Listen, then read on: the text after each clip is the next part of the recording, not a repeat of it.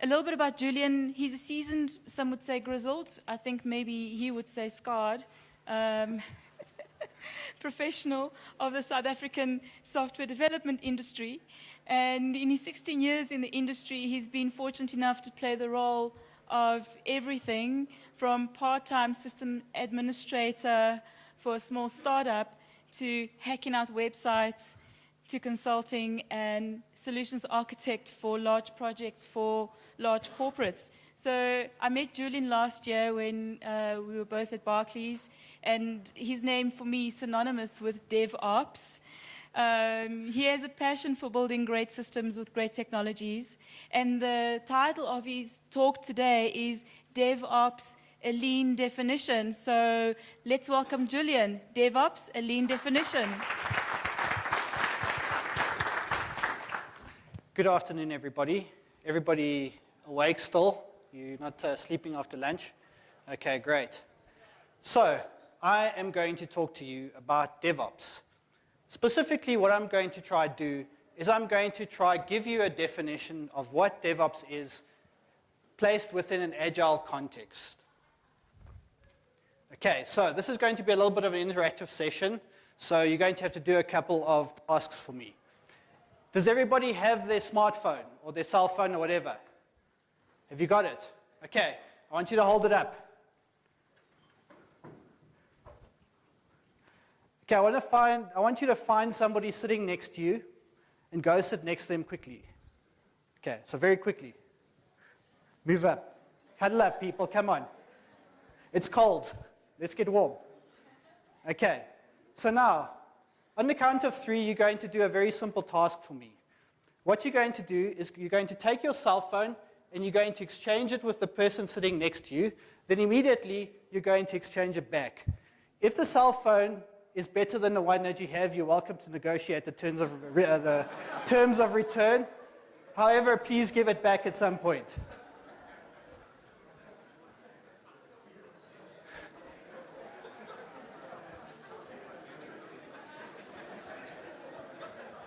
Okay, is everybody done? Okay, everybody got their cell phones back? Everybody got your cell phones back? Okay, so that was the first part of the exercise. Now there's a second part. For this part, I need the people sitting on the ends, at the ends, please. So if you're sitting right at the end, there's nobody else sitting next to you. I want you to do the same thing. Hold up your cell phone. Okay. Now what I want you to do is I want you to find the opposite person to you. And on the count of 3, what you're going to do is you're going to take your cell phone and you're going to throw it to the person sitting on the other side there. And at the same time, he's going to throw it back to you. Okay, so on the count of 3. 1, 2, 3. Come on. Work with me, people. Come on. Seriously. Why is nobody throwing? Tell me. Somebody tell me, why didn't you throw your phone? Nobody wants yours. Well, then you're welcome to throw it. Come on, go for it, dude. What happens if you skip it on people's heads? Maybe then it won't break. Okay, so why did nobody throw their phone? It's going to break, right? The distance between the person that's sitting there on your opposite side is simply too far. So, this brings us to the question, what is DevOps? For some reason, DevOps is notoriously difficult to define. About a year ago, I was at a talk by Adam Jacob, the CTO of Chef. And within the community, they were talking about whether or not they should actually come up with a definition of DevOps. They decided that they were better off not actually finding a definition for DevOps. And the very simple reason is that people like me, consultants, would then take it, twist it, and turn it into something that it wasn't. So there's a lot of confusion about this. And if I were to go and ask people, what is DevOps, I'd probably come up with a whole bunch of different definitions for what it is. Okay, but I'm going to attempt to actually give you a definition for what it is. Hopefully that makes sense for you within an agile context. This is my DevOps word cloud. If I go and ask people, what is DevOps, I'm probably going to get a couple of these terms and concepts popping up. There's 2 big ones that I'd like to focus on. automation, and collaboration. Specifically, I'm going to start with collaboration and talk about that for a bit. Now, what is the problem that we're trying to solve? If you've ever worked in a large organization, you're going to find this development life cycle quite often. You've got a dev function, they do some software, they throw it over the wall to the QA function, they test it, hopefully if everything's okay, it goes to the ops function, who then deploys it into an environment, and then we start the cycle all over again. There's a couple of problems with this, right? Key term here is the word silo. We're throwing things over a wall. If you're throwing things over a wall, you're not able to communicate effectively. There's a distance between the person that you have to take your software and actually give it to them and be able to guide them on what they need to do. So, sooner or later, your software is going to break in production. What typically happens? Ops guys say, well, it's probably a software bug because this happened after the last release. The dev guy says, well, it worked on my machine. There's a bit of back and forth between these different functions. Eventually they discover, well, you know what, it is dev, but why didn't QA pick it up? QA says, well, you know, when we looked at the requirements, we didn't actually see anything that would verify this. Now let me ask you questions. What's happened to your users in the meantime? Have they got any value out of your software? Do you think they're happy? Do you think they care whose fault it is? What about management? Do they care whose fault it is? From their perspective, what this process has done is it has basically created an environment where people are blaming each other and forgetting that the software that you're trying to put out in the market is there to probably generate some type of revenue for the company. So, silos are bad. And clearly, we need to fix this. And in fact, I would argue that most corporates, most large companies, actually understand that this is a problem. Okay, because they have this thing that they instinctively know what to do when this type of stuff happens. Who here has ever been in a meeting room project? So a meeting room project is basically when the management of your company decides that they have an extremely important project. It's strategic for them, it must get delivered. Okay. However, they no longer trust your IT department to be able to deliver it. They no longer trust the processes that are in place in order to deliver this functionality. So what do? They take people out of the organization, or they hire consultants.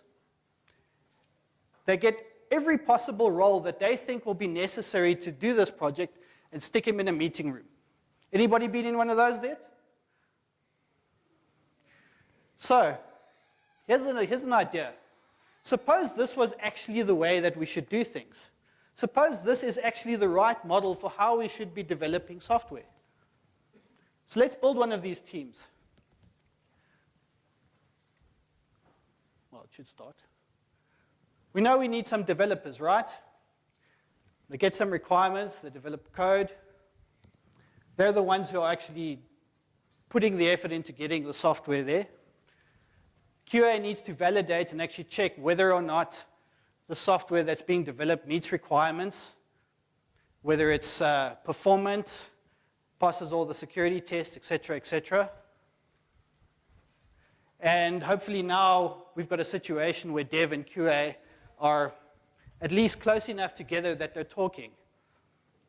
We need an ops function. Now, if you go and do a search on DevOps on the internet, you're going to find this popping up quite a bit. So DevOps very often is defined as the intersection between dev, QA, and ops. However, by itself, there's a couple of problems with this model. So, and the problem, very simple, is that it's incomplete. There's a couple of other roles that we actually need in order to do this. The most obvious one that's missing here is business, right?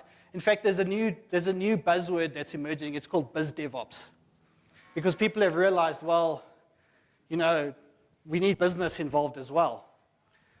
Business also doesn't operate in a vacuum. There's a whole bunch of other things that are required in order to put out product. What about people like your legal department? If you're doing anything in financial services, you've got some type of regulations that you have to adhere to. What about the risk? What type of risk is your project actually imposing on your organization? If you think about it, the entirety of all these roles, oopsie, oh dear. The entirety of all these roles put together, okay, it's cycling again, sorry guys. Let me see if I can fix that quickly.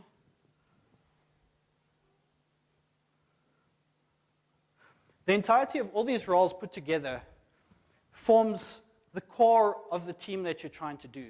And what you're trying to accomplish is that you have everybody necessary to do this project in order to actually deliver it. You could replace the term project with product. Okay, so there's nothing new here. What business actually does when it puts people into a meeting room project is it wants to be able to take its concept of what a product should be and get it out into production. So, let's take a first stab at a definition for what DevOps is. What is your title in your organization? What do you think your role is? Are you a BA, tester, dev, scrum master? Here's a thought. Your company has employed you for one single reason. That is to enable it to deliver its products into the market. No more, no less. If you take this type of thinking, you realize that everything you do on a daily basis needs to be to enable that goal. It needs to be to deliver your organization's product and service into the market. So, exercise 2. If you've got business cards and a pen handy, you can take it out. And everybody in the organization is going to chant after me on the count of 3. Okay. What you're going to say is, I am a product deliverer. Got it? Okay.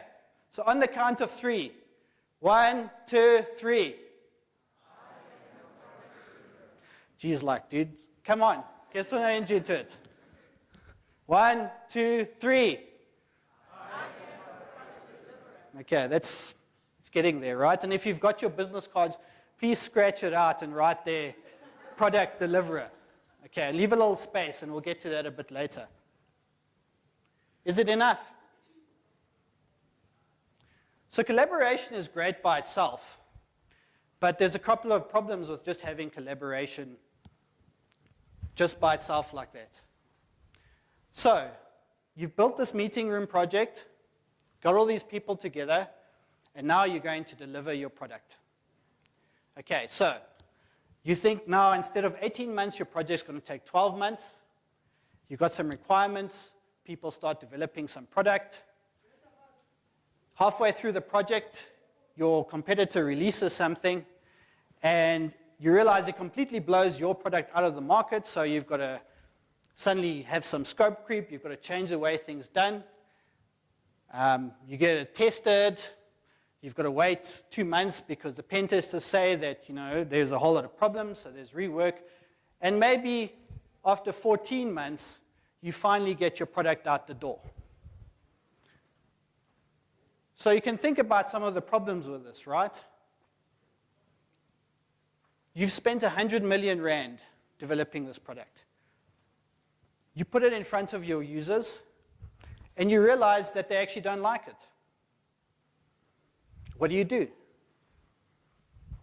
How do you respond? How would you have effectively responded to your competitors' change in the market? There's a basic problem with collaboration just by itself. You've got no way of actually validating whether or not your product works. You can't change direction when you need to. You can't relook at what you're doing when you need to. You can't pivot. So how do you fix this? Well, this is an Agile conference. What do you guys think we should do? Any ideas? What about introducing Agile into the process? So now we've got iterative development cycles. We're releasing product, not software, releasing product into the market. We're getting feedback from that. We're using that input to drive requirements into the next iteration, and so forth and so forth. And so now we've introduced the ability to actually introduce change into the process. Now, you still have a problem, right? The main problem that you have is coordination. So let's think about this for a second. You've taken your team of developers, testers, ops people, and you've put them all together into a single team, a cross-functional team. How do you coordinate that? How do you, every sprint cycle, whatever it is that you're doing, ensure that you actually get some business value out the door? And remember, I said product-oriented delivery. I didn't say development. Unless you're actually putting product out into the market, you've actually failed at what you're trying to do. You're going to have issues like, how do I make sure that I allow my testers and my developers to be able to work in concerto? How do I ensure that the infrastructure is correct? How do I ensure that I can actually measure the things that are happening in production in order to be able to give that feedback loop that I can get requirements to go into the next set of iterations? So, any lean people in the room? Please put up your hands, or don't put up your hands. It might be wasteful. Gemba Kaizen is a concept that comes from Toyota manufacturing. Gemba means the real place, or the place that you are. Kaizen means continuous improvement. It literally means that you have to continuously improve in the real places that you work in. There's two main concepts to Gemba Kaizen. The first one is obviously continuous improvement. And the way that you achieve this continuous improvement is to eliminate muda, or waste, in your system. And when you think about that, what you realize is that there's actually two things that you continuously need to improve. You've got obviously the product that you're trying to improve, because you want to improve the user experience for whatever reason. But just as importantly, you need to look at the process that you're using to actually deliver that product into the market. Because if you don't, you won't be able to get the coordination that you need in order to deliver that product. If you look at something like Henry Ford's Model T, does anyone know if the Ford Model T was a good car? We don't know. It might have been a great car. It might have been a terrible car. The selling price was the price behind it, right? What people actually remember more was the way that Henry Ford developed that product. His whole delivery, his whole assembly line. In fact, the Model T Ford was one of the few cars that actually went down in price because of the continuous improvement that Henry Ford put into his assembly line. So clearly what we can see is that your product, of how you develop your product, is just as important. Now, how do you actually go about eliminating waste in your system? So this is actually where the whole process, or the practice of automation, comes in. Automation is a technique that you can use to eliminate waste in your system. So we have the technology to automate testing. We have the technology to automate security testing and even performance testing. We have the technology to automate the way our infrastructure is built with tools like Puppet and Chef. We have the ability to build in quality, not just at the end of the process, but right at the beginning of the process. So, final exercise. So earlier I said that you need to take your title and you say that I am a product deliverer. There's a slight, I'm going to tweak this a little bit. Okay, so on the count of 3, you're going to chant this. I am a continuously improving product deliverer. So, 1, 2, 3. Listen, I'm not going to go away until it's done properly. So, do it again. This is terrible. Come on. One more time.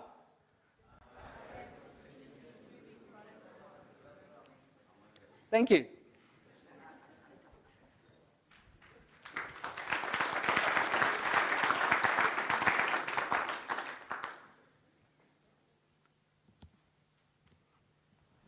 We have a lot of time for questions. Are there any questions for Julian? At the back?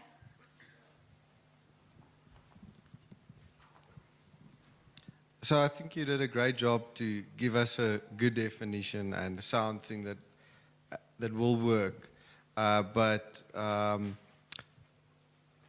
what I see is DevOps is a hype now, with like early to late adopters that are abusing your perfect definition of it. So what are the kind of buzzword things we should look out for that move us further away from your definition, that are common, that are out there now? Anything that conflates practices with this. Okay. So if you go back, let me actually put it up for you as my DevOps word cloud. Okay.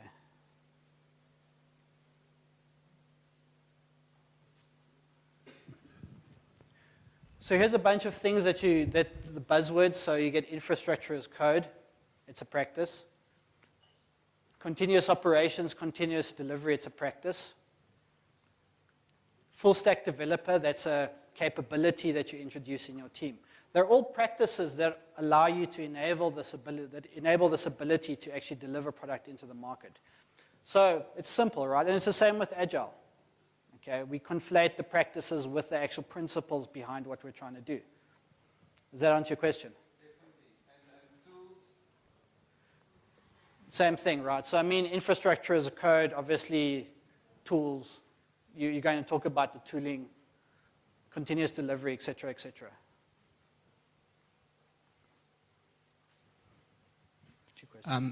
What I've noticed from a lot of automation is that there's so many different things that do the same thing in terms of tools and stuff that you can use. So do you know of who you would recommend in terms of reading and stuff that would maybe lead to us making right decisions at the start? You know, there's no real right decision. Remember, the whole idea is continuous improvement. The simplest answer to your question is to take whatever works for you at that point in time. Okay, so, I mean, in the environment I work in, we use Chef. To be quite honest, I think for a lot of the projects, just to get started, Chef is overkill. You can maybe start with something like Ansible. You can start with Bash scripts. It actually doesn't matter. Right. What you've got to decide is whether or not that works for you. And if it doesn't work, you've got to have the feedback loop to enable you to go and change that. It's that simple. There's another question over there. Yeah, thanks for a great talk, Julian. What are some of the ways that organizations can use or teams can use to eliminate waste? Look, so I mean, the basic thing is to look at your pain points. I mean, that's, if you go into, a retro is a very good place to start because that starts highlighting those things, right? So it's any continuous improvement process, you need to have some type of retrospective. Does that answer your question? I don't know. Do you want more detail? No, not quite. I'm looking particularly at maybe identifying waste and eliminating it out of our pipeline. Yeah, so look, here's a simple example, right? So in the organization I work in, if you're a QA, you've got to develop a test closure report. Okay, it's a report. It's a document that has to be done according to a template. It takes two days or so for the tester to develop that. That's manual work you have to do, and it's a pain point, right? Because it's taking away the tester's time to make sure that the QA is done, not the documentation. But it's a requirement that he produces it. So now, then you can say, well, you know what? If I've got automated testing, are the reports that I have good enough to produce as a test closure report? So it's really about looking at those pain points and identifying what is in your process that's wasting time that you could maybe apply some type of tool to. Cool, thanks. For me, it's not more of a question, it's more of a comment. Sorry, excuse I'm me. right here. Yeah, there we go. So someone just asked what are the tools, and I realized that in IT right now, people love buzzwords and they love what's the latest tools, but we all forget that it's not about the tools, it's about the problem that you're trying to solve. If you know the problem that you have, the restrictions that you have, then you can be able to decide on the tools that you're going to use. Sometimes you don't even need a tool that you're thinking. Sometimes it's something so simple as you say, it can be even something as simple as bash script. Let's not think about tools. Let's not think about buzzwords. It's not all about that. It's about the problem, solve the problem, make the customer happy. If you can do that with the simplest thing, just do it. Just make the customer happy. That's all they want. Not the tools. They don't care about what you use. They just care about what they see. Forget about their tools. It's about what they see. There's a simple principle, exactly to that point. And I mean, we were doing this with XP programming 12 years ago. Do the simplest thing that works. Cool. Thank you so much, Julian, for a great talk. Thank you.